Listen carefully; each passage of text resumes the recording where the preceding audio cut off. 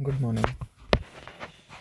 हमने last chapter में erosion की बात की थी, ठीक है।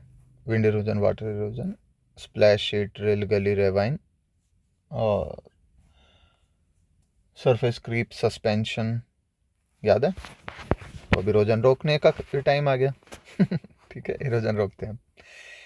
इरोजन रोकने के दो तरीके, एग्रोनॉमिक मेजर जहाँ पे स्लोप 2% से कम है। एग्रोनॉमिक तरीके कौन से हैं?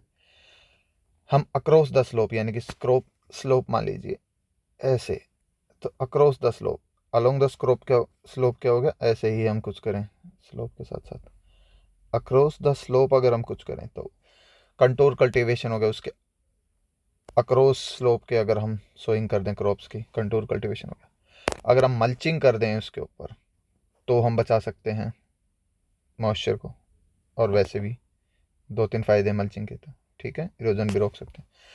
अगर हम क्रॉपिंग स्ट्रिप्स में कर दें तो वो भी कल्चरल मेथड है। मान ले इरोजन हो रहा है तो हम कुछ ऐसी जो बहुत क्लोज ग्रोइंग क्रॉप्स हैं वो बो दें, फिर जो अलाउ करती हैं वो बो दी, फिर वैसे ही बो दी, फिर वैसे ही होगी। ये स्ट्रिप क्रॉपिंग हो गया। फिर मैकेनिकल मेथड होता है जहाँ 2% से ज़्यादा स्लोप होता है, वहाँ एग्रोनॉमिक के बजाय मैकेनिकल मेथड होता है। उसके कई तरीके हैं। बंडिंग जहाँ पे होती है, देखो बंड मतलब अपन डोड़ा बना देते हैं। जैसे मान लीजिए अब फील्ड्स के चारों ओर होता है, जैसे एक बंड बना देते हैं और डोड़ा सा बना देते हैं मिट्टी को कलेक्ट करके, यूं खेत के उन चारों तरफ से नहीं कर देते हैं अपन, तो इसे बंड बोलते हैं, ठीक है। तो ये कंटूर बंडिंग स्लोप के अक्रॉस कर दिया जाता है। बंड्स कोई भी होते हैं वो 2 से 10% का स्लोप होता है तब काम आता है, ठीक है। अगर 3 से 10% है तो जिंक टेरेसिंग होता है, और 16 से 33% है तो बेंच टेरेसिंग होता है। बेंच टेरेसिंग में जैसे अपने बेंच होते हैं ना, मतलब जैसे अपन बैठ के पढ़ते हैं, ये लो कोई बच्चा इतने बैठा है, ये ऐसे बेंच पे बैठा है कोई थे, तो उसके अंदर बहुत ज़्यादा स्लोप होता है तो वैसे कट करके टेरेस से बनाते हैं। जिंक टेरेसिंग 30 से 10%, कोई भी बंडिंग है तो 2 से 10%, बेंच टेरेसिंग 16 से 33%, ठीक है जी। तो कंटूर बंडिंग कहाँ पे होता है? जहाँ एरिड और सेमी एरिड होते हैं, 6% तक का स्लोप होता है कंटूर बंडिंग, और उसी में अगर ज़्यादा रेनफॉल हो रही है तो स्लोप थोड़ा सा ज़्यादा है, 10% है, तो ग्रेडेड बंडिंग होता है। Contour and graded bunding are mostly used in India. Subsoiling क्या होता है कि अगर कोई हार्ड पैन है सब सोइल में तो उसको तोड़ने के लिए 30 से 60 सेंटीमीटर के डेप्थ पे उसको सब सोइलिंग बोला जाता है। ब्रॉड बेड, बहुत चौड़ी बेड है और फिर फरो है ऐसे, और फिर एक बेड है। Broad bed and furrow method deep black soil में यूज होता है। बेंच टेरेसिंग हो गया, जिंक टेरेसिंग 30 से 10, 16 से 33। वेजिटेटिव बैरियर्स ग्रो कर दिए जाते हैं कंटूर के साथ साथ में, along the contour for erosion control.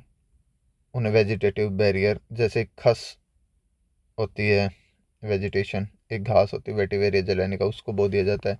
Vertical mulching slope के अक्रॉस, जैसे ये स्लोप है उधर क्या करते हैं, खड्डा खोद दिया, उसके अंदर है ना क्रॉप के रेजिड्यू भर दिए, वर्टिकल मल्चिंग बोलते हैं, ठीक है। कॉफ़ी गार्डन्स में होती है वर्टिकल मल्चिंग, होगी ये तरीके।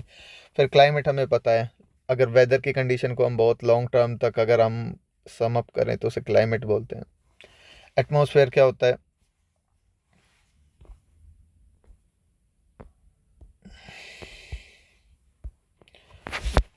ये अपनी धरती है, जैसे जैसे हम हाइट बढ़ाएंगे, सबसे नीचे क्या है? ट्रोपोस्फेयर, हवाई जहाज और जितनी एनवायरनमेंट की एक्टिविटी होती हैं, बारिश आना, हेल स्टॉर्म, वो सारे ट्रोपोस्फेयर में होते हैं। इसकी 8 से 18 किलोमीटर तक लंबाई होती है। इक्वेटर पे 18 होती है, पोल्स पे 8 किलोमीटर तक होती है। 8 से 18 किलोमीटर ट्रोपोस्फेयर हो गया। Then we have stratosphere,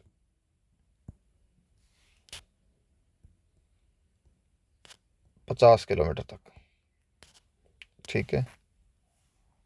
troposphere, stratosphere, तीसरा कौन सा होता है? मीजोस्फेयर, वो 50 से 80 किलोमीटर होता है mesosphere. Then we have thermosphere, ठीक है जी। और 50 किलोमीटर तक हो गया। लोअर स्ट्रेटोस्फेयर में लगभग 25 किलोमीटर के आसपास ओजोन लेयर होती है। स्ट्रेटोस्फेयर, फिर मीजोस्फेयर होगी, फिर अपने पास थर्मोस्फेयर। थर्मोस्फेयर के भी नीचे पार्ट में जो होता है ना, जहाँ पे ज़्यादा आयंस होते हैं, उसे आइनोस्फेयर बोलते हैं। उसके बाहर वाले को एक्सोस्फेयर बोलते हैं, सारे उसको थर्मोस्फेयर बोलते हैं। मेरी राइटिंग गंदी, आप समझ लेना। Troposphere, स्ट्रेटोस, मेजोस, thermos. 18, 50, 80, 80 से ऊपर, ठीक है, ये हो गया थर्मोस्फेयर।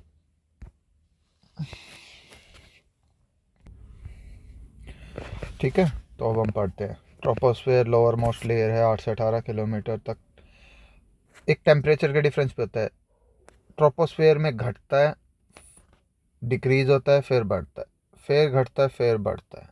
ठीक है, ट्रोपोस्फेयर में घटता है, स्ट्रेटोस्फेयर में बढ़ेगा, मेसोस्फेयर में घटेगा, और इसमें फिर बढ़ेगा।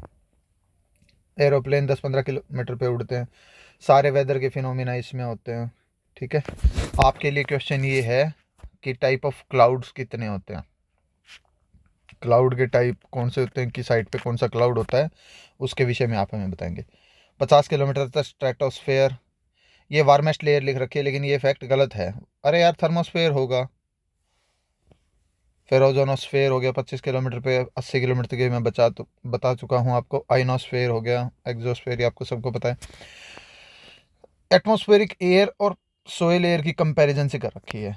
सोयल की तो बाद में देखेंगे। एटमॉस्फेयर की nitrogen 78%, oxygen 21, approx 20.95%, argon third पे 0.93, कार्बन डाइऑक्साइड सबसे कंपैरिजन का क्वेश्चन बनता है, जैसे 0.03% तो सोयल एयर में, और एयर में 0.25%। मान लो इसे आप वैसे कंपैरिजन हो तो 0.3 मान लो, 8 से 10 गुना वैसा होता है सोयल एयर में। ऑक्सीजन थोड़ी सी कम होती है, स्लाइटली कम होती है एटमॉस्फेयर से। ठीक है, फिर एक term solar constant. Solar constant क्या होता है, जैसे ये अर्थ है अपना, ये लो, ठीक है, इसके ऊपर सूरज से कितनी एनर्जी पड़ती है, कितनी कैलोरी 1 सेंटीमीटर स्क्वायर अर्थ पे पड़ती है 1 मिनट में, उसको सोलर कांस्टेंट बोलते हैं। ठीक है, इलेक्ट्रोमैग्नेटिक वेव्स की फॉर्म में आती है, जैसे क्वांटा या फोटोन बोलते हैं। फोटो सिंथेटिकली एक्टिव रेडिएशन, देखो हमें पता है, मैं इतने बताता हूँ, ये सॉरी इतने बताते हैं। अपने पास कौन सी रेज होती हैं,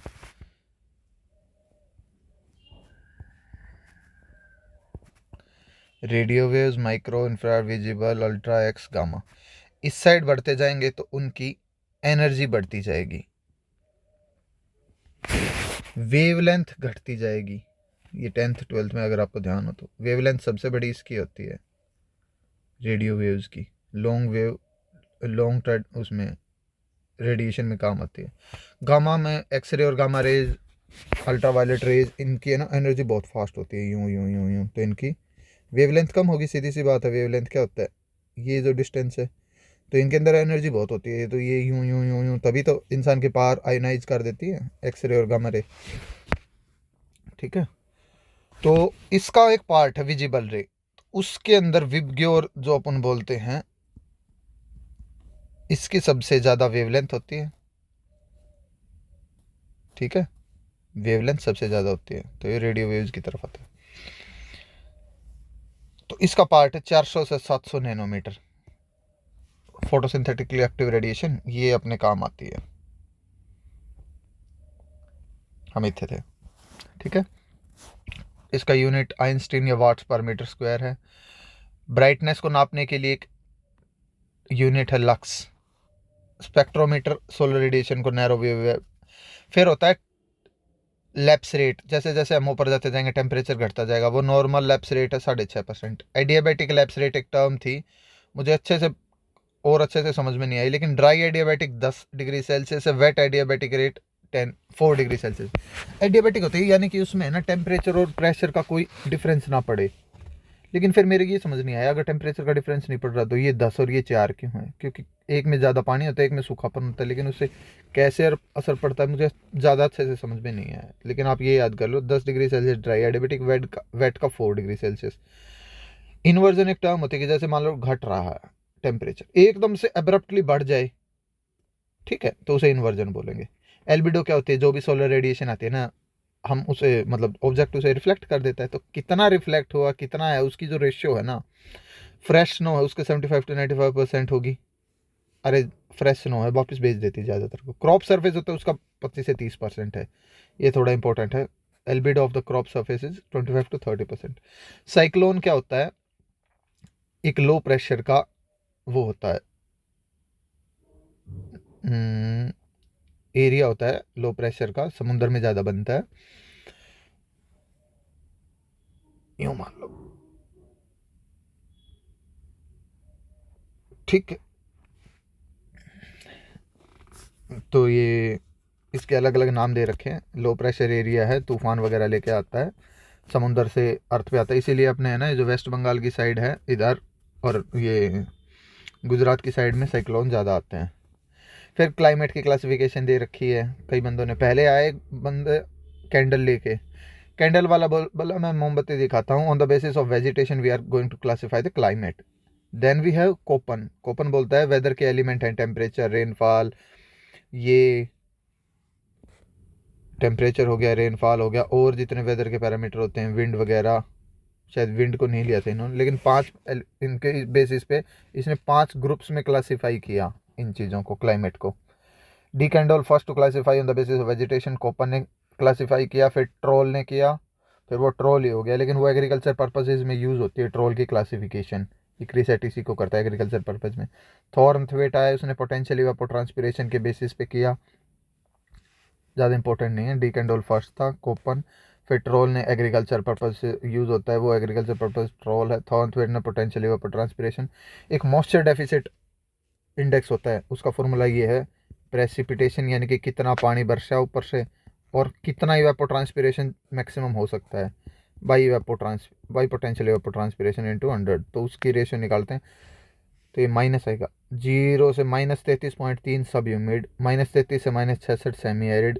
एरिड जैसे देखो, प्रेसिपिटेशन मान लो 50 सेंटीमीटर बारिश हुई, पोटेंशियल जो इवेपोरेट हो सकता है 100 सेंटीमीटर हो सकता है, मान लेते हैं 50 सेंटीमीटर, ठीक है, -50/100 × 100 यानी कि -50 आ गया, तो वो इसमें फॉल करेगा सेमी एरिड रीजन में, ठीक है। ये बस मैंने एक एग्जांपल लेके बताया। प्रेस सब ह्यूमिड वो है 0 से -33.3, -33 से 66 सेमी एरिड, फिर एरिड 66.6। ये आपको पता ही है। सॉलिड मेल्ट होके लिक्विड हो जाता है, फ्रीज हो जाता है तो सॉलिड बनता है, लिक्विड इवापोरेट होके गैस बनता है और कंडेंस होके लिक्विड बनता है। सॉलिड डायरेक्टली गैस में बन जाए तो सब्लिमेशन, और गैस से सॉलिड बन जाए तो डिपोजिशन। ये वैसे मैं बता रहा हूँ कि काम आएगा। ह्यूमिडिटी अपने को पता है कितना पानी है एयर में, उसके 3-4 वो टर्म्स दे रखे हैं। रिलेटिव ह्यूमिडिटी क्या है, रिलेटिवली कितना पानी है, जैसे मान लो हवा है, हवा के अंदर हवा भी है, वाटर भी है और एयर भी है।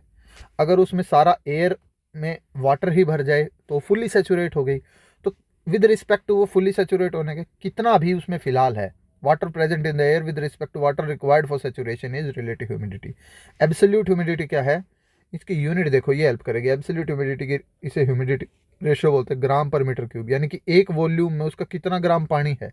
It is actual amount of water in grams per unit of volume is absolute humidity, and specific humidity is weight of water with respect to unit amount of air। उसमें volume था per unit, इसमें unit amount यानी कि कितना ग्राम पर KG. फिर precipitation की वो दे रखी है, वेपर होता है बहुत छोटा, मतलब सॉरी वेपर जो हवा में होता है, रिलेटिव ह्यूमिडिटी समझाते बताया था, ये 0.01% कॉन्स्टिट्यूट करता है दुनिया के पानी का। फिर बहुत मिस्ट होते हैं, उससे थोड़े से बड़े पार्टिकल होते हैं तो मिस्ट होगी। फॉग उससे बड़ा। फिर फ्रोस्ट में आइस जम जाती है, और हम कोई ठंडे की बोतल रखते हैं उस पर है ना, यूँ छोटे छोटे वो जम जाते हैं, ड्यू बोलते हैं उसे। स्नो आपको पता है जो सॉफ्ट आइस सी होती है वो। ड्रिजल होता है, ये दो इंपॉर्टेंट है, ड्रिजल और रेन। जो उनकी ड्रॉप्स होती हैं अगर 0.5 mm से कम है तो उसे बोलेंगे ड्रिजल। रेन बोलेंगे अगर 0.5 से 6 mm की बरसात जो बूंद हैं वो 0.5 से 6 mm के बीच है तो उसे रेन बोलेंगे।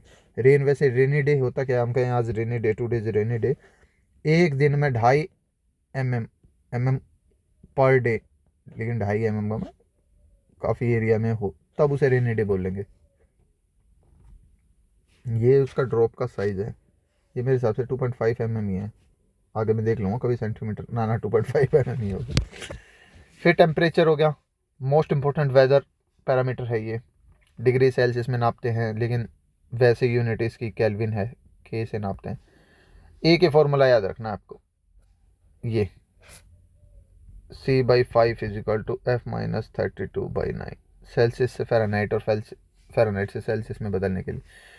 मेल्टिंग पॉइंट 0 और 100 है, 0 और 100, फ़ारेनहाइट में 32 और 212 है, केल्विन में 273 और 373 है, ये ध्यान रखना।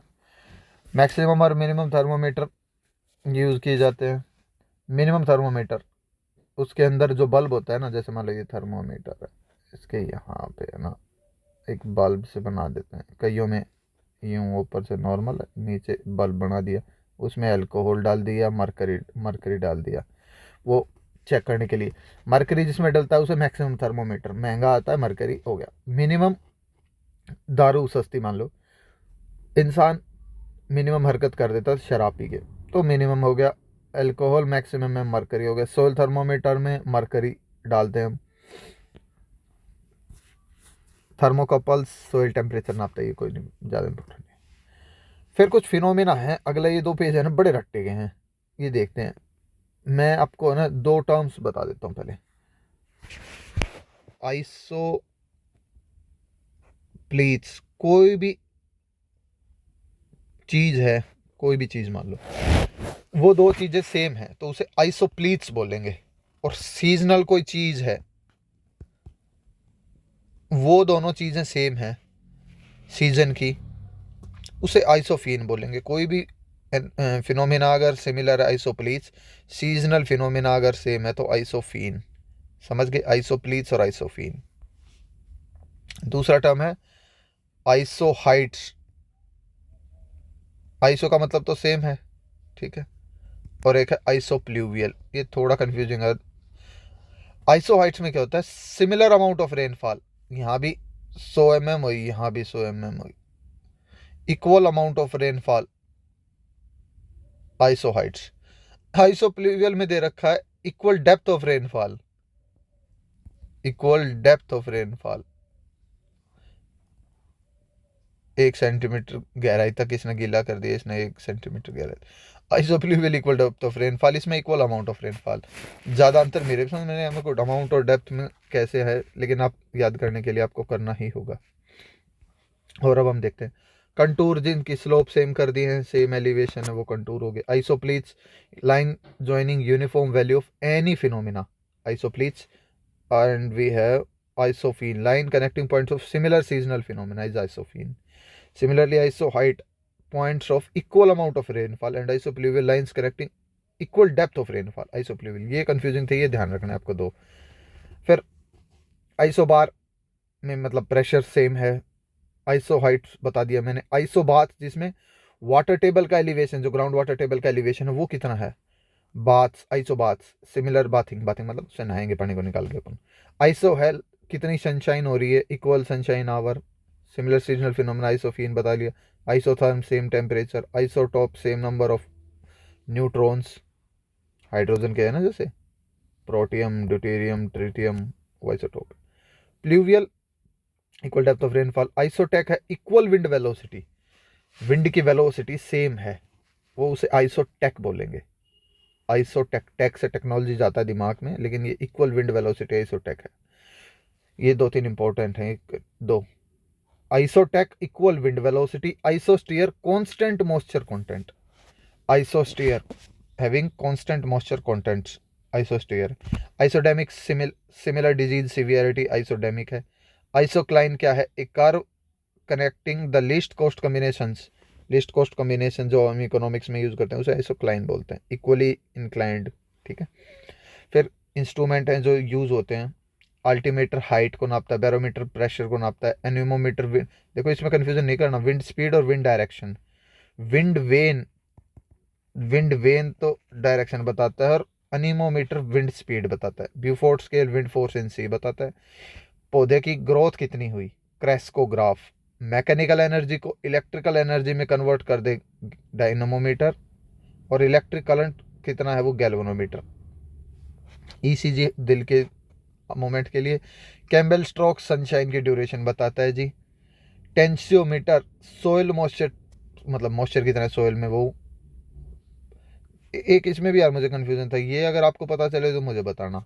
एक दे रखा पोरोमीटर, एक दे रखा पोटोमीटर। पोरो और पोटो। पोरोमीटर स्टोमल बिहेवियर के बारे में बताएगा, पोटोमीटर ट्रांसपीरेशन बताएगा। यार स्टोमेटा से ही तो ट्रांसपीरेशन होती है। मुझे थोड़ा कंफ्यूजन है इनके बारे में, अगर प्रिसाइजली अगर आप बता सके पोरोमीटर एंड पोटोमीटर तो हमें बताना। ये स्टोमल बिहेवियर, वो transpiration. Hydrometer relative density of liquid नापने के लिए काम आता है। हाइग्रो, ये देखो ध्यान रखना, हाइड्रोमीटर और हाइग्रो। हाइग्रोमीटर रिलेटिव ह्यूमिडिटी नापता है, वो रिलेटिव डेंसिटी नापता है। लैक्टोमीटर मिल्क की डेंसिटी। लाइसीमीटर इवेपोट्रांसपीरेशन या लीचिंग। Manometer root pressure. वैसे बैरोमीटर था और ये मैनोमीटर है रूट प्रेशर के लिए। किसी भी एरिया का एरिया नापने के लिए प्लेनीमीटर। एक ये भी थोड़ा था, जितनी भी रेडिएशन ऊपर से आती है ना उसे पायरोनोमीटर। और डायरेक्ट आती है क्योंकि कुछ रेडिएशन डिफ्यूज हो जाती हैं, स्कैटर हो जाती हैं, ठीक है, टोटल को पायरोनोमीटर। और डायरेक्ट को नापने के लिए पायर हेलियोमीटर। वाटर टेबल की एलिवेशन कितनी है वो अलग था, ये डेप्थ ऑफ वाटर टेबल है, ये पीजोमीटर है। वाटर टेबल की डेप्थ कितनी है, piezometer. Specific gravity of soil, pycnometer. ये आप 2-3 बार पढ़ोगे ना तभी याद होंगे। मैं एक बार ये रिपीट कर देता हूँ जो इंपॉर्टेंट मुझे लगते हैं। Pycnometer specific gravity of soil, piezometer water table depth, pyranometer total radiation, pyrheliometer direct solar radiation, hygrometer relative humidity जी। फिर इरिगेशन प्रोजेक्ट हैं, कोस्ट चेंज हो गई होगी लेकिन मुझे कहीं मिली नहीं, ये बहुत पुरानी है।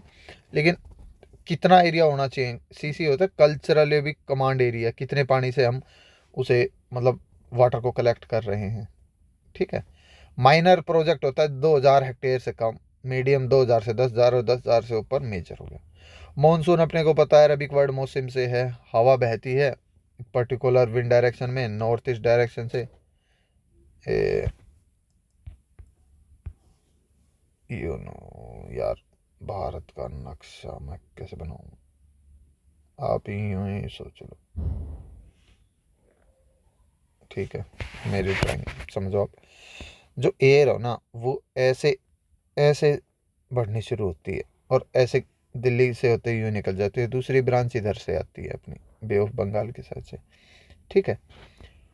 1 जुलाई 1 जून को ये केरला को हिट करती है, 1 जून को, ठीक है जी। 15 जुलाई को ये ऑलमोस्ट सारे इंडिया को कवर कर लेती है। 1 घंटे में 30 किलोमीटर की मूवमेंट होती है इस मानसून की विंड का, ठीक है।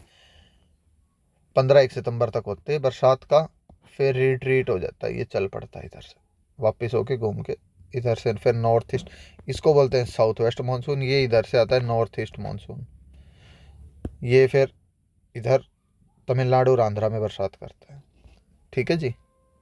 85% इससे आता है, 10-15% इससे आता है, 75-80% मान लो इससे, इससे 15%, और 5-4% प्रेसिपिटेशन होती है और फॉर्म होती है, ठीक है। 15 अक्टूबर से 15 दिसंबर, नवंबर दिसंबर 2 महीने ये रिट्रीटिंग मानसून ये वाला चलता है, नॉर्थ ईस्ट मानसून, ठीक है।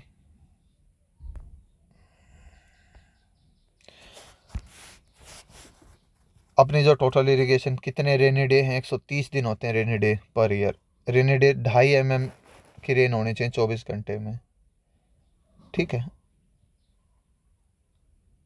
आप कंफ्यूज मत होना कि उसका साइज 0.5 mm से लेके 6 mm का ड्रॉप का साइज रेन का था। अरे बाबा ये पूरे वो रेन ड्रॉपलेट के अनुसार है, ये रेन पर्टिकुलर पूरे एरिया में होते तभी रेनी डे बोलते हैं।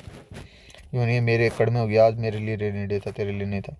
साउथ वेस्ट मानसून मैंने बता दिया आपको 1 जून से जो सारा बताया है, ठीक है। इसकी 2 ब्रांच है, अरेबियन ब्रांच मैक्सिमम कंट्रीब्यूट करती है, बे ऑफ बंगाल कम करती है। फिर नॉर्थ ईस्ट मैंने आपको बता दिया, रिट्रीटिंग मानसून बोलते हैं।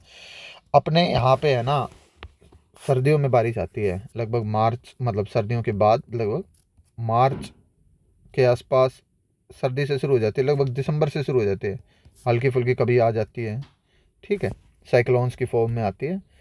उसे वेस्टर्न डिस्टर्बेंस बोलते हैं।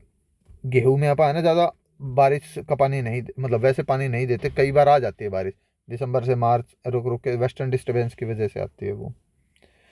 सबसे ज़्यादा मैक्सिमम फ्लो गंगा का है, लेकिन बेसिन किसका ज़्यादा है, नॉर्थ की रिवर का आप बताओगे, साउथ की रिवर का? South river with largest basin आप हमें बताओगे। आर्टिफिशियली बारिश करवानी हो तो क्लाउड सीडिंग बोलते हैं। ये पानी की ड्रॉपलेट है, ठीक है, एयर में है ये सस्पेंडेड, हम एक पार्टिकल डाल देंगे, इसके चारों तरफ आ जाएगी और ज़्यादा कंसनट्रेट हो जाएगी तो ये गिर जाएगी, बूंद बन के रेन हो जाएगी। इसी प्रोसीजर को कोल्ड सीडिंग और वार्म सीडेड बोलते हैं। कोल्ड सीडेड सीडिंग में है ना सिल्वर आयोडाइड या ड्राई आइस का यूज़ करते हैं, वार्म सीडेड में क्लाउड्स में नमक का यूज़ करते हैं, जले पे, वार्म का मतलब जला हुआ नमक यूज़ करते हैं जले हुए पे। वेदर फोरकास्टिंग 3 टाइप की होती है, शॉर्ट, मीडियम, लॉन्ग। लॉन्ग तो इसलिए होती है कि कौन सा क्रॉपिंग पैटर्न आजमाना बंदे को। शॉर्ट होता है कि भाई फिलहाल टेम्प्रेरी वो तुझे क्या करना है, 3 दिन से कम है शॉर्ट, 3 से 10 दिन मीडियम, लॉन्ग में 10 दिन से ज़्यादा जी, ठीक है। न्यू दिल्ली में इसका वो है मीडियम रेंज। यार एक का मैंने ना किसी का गाजियाबाद भी पढ़ा था, वो मुझे मिल ही नहीं रहा है, कौन सी वेदर फोरकास्टिंग उससे मीडियम होती है, कहाँ होती है? इसने मीडियम का तो न्यू दिल्ली दे दिया, पता नहीं उसमें शॉर्ट का था, मुझे एग्जैक्टली याद नहीं आ रहा, लेकिन गाजियाबाद होते हैं। ये वाटर की कुछ प्रॉपर्टी दे रखी है, इतनी इंपॉर्टेंट नहीं मानता मैं। वाटर लॉगिंग होता है जब सारे मैक्रो माइक्रोपोर भर जाते हैं, और फील्ड कैपेसिटी क्या होती है, जब मैक्रो हट गए माइक्रोपोर भरे हुए हैं। वाटर लॉगिंग हो गया।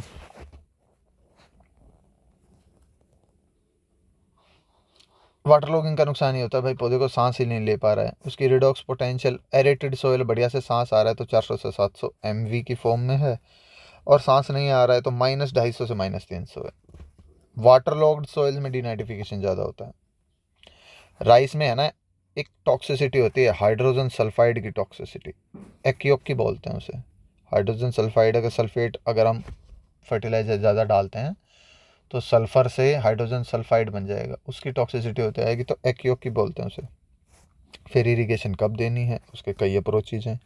एक है कि ट्रांसपीरेशन अप्रोच, कितना पौधा ने 1 किलो ड्राई मैटर बनाने में कितना पानी लिया, तो उसे बोलते हैं ट्रांसपीरेशन रेशियो। जैसे राइस के लिए 5000 लीटर पानी लगता है 1 लीटर बनाने में, सोचो 1 लीटर चावल जो हम बनवाते हैं उसमें 5000 लीटर पानी लगता है, तो उसे हमें पता चल गया कि इसकी ज़्यादा है भाई water requirement, transpiration ratio.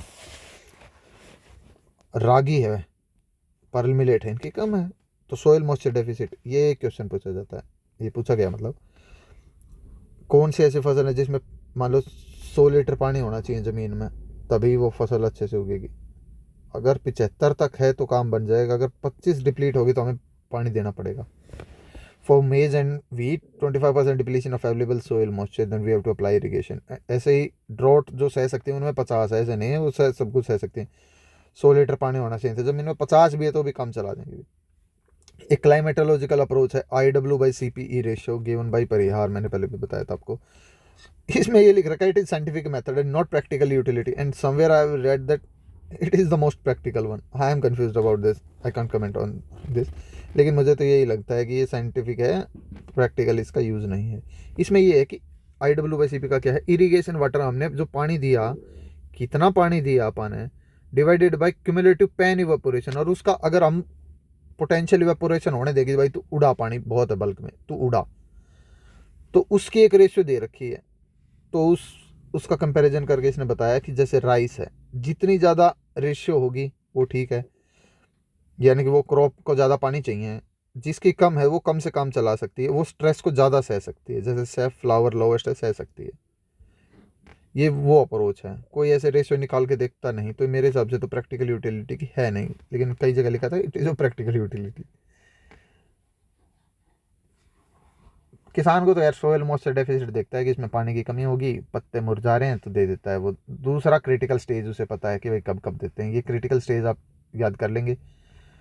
Wheat में CRI होता है, ये जो ब्लैक करके ना, मेज में टेसलिंग होता है, ग्राम में प्री फ्लावरिंग है, फ्लावरिंग नहीं है, ध्यान रखना, प्री फ्लावरिंग है ग्राम में, ठीक है। और फिर किस क्रॉप को कितना पानी चाहिए, गन्ने को 1500 से एक साल में 2500 mm चाहिए, व्हीट में 800 mm तक काम चलाएगा, राइस में 1500, ऑयल सीड और पल्सेज में 500 से 700 होता है। Maximum irrigated area percent wise देखो ये दे रखा है, इसमें शुगर केन दे रखा है, लेकिन मैंने कहीं पढ़ा व्हीट है, अब कन्फ्यूजन होता है मुझे। ये परसेंट वाइज दे रखा है, और वैसे भी एरिया वाइज किसका ज़्यादा है, व्हीट का या शुगर केन का, वो भी आप मुझे बताना है, ये बताना है आपको। अब इरिगेशन वाटर के कुछ मेजर करते हैं। अगर 1 क्यूबिक फीट पर सेकंड, 1 सेकंड में 1 क्यूबिक फीट पानी आ रहा है, यानी कि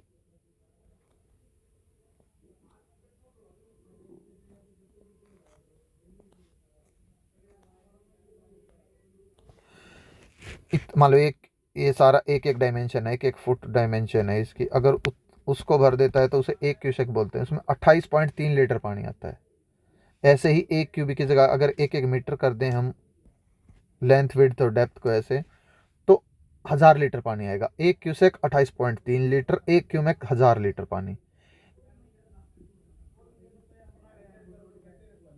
1 हेक्टेयर MM में 10⁻⁴ लीटर, 1 हेक्टेयर सेंटीमीटर में 10⁻⁵ सेंटीमीटर, 1 हेक्टेयर मीटर में 10⁻7 metre, 10⁻⁴ hectare MM, 1 hectare centimetre में 10⁻⁵, 1 हेक्टेयर मीटर में 10⁻7 लीटर वाटर, ठीक है।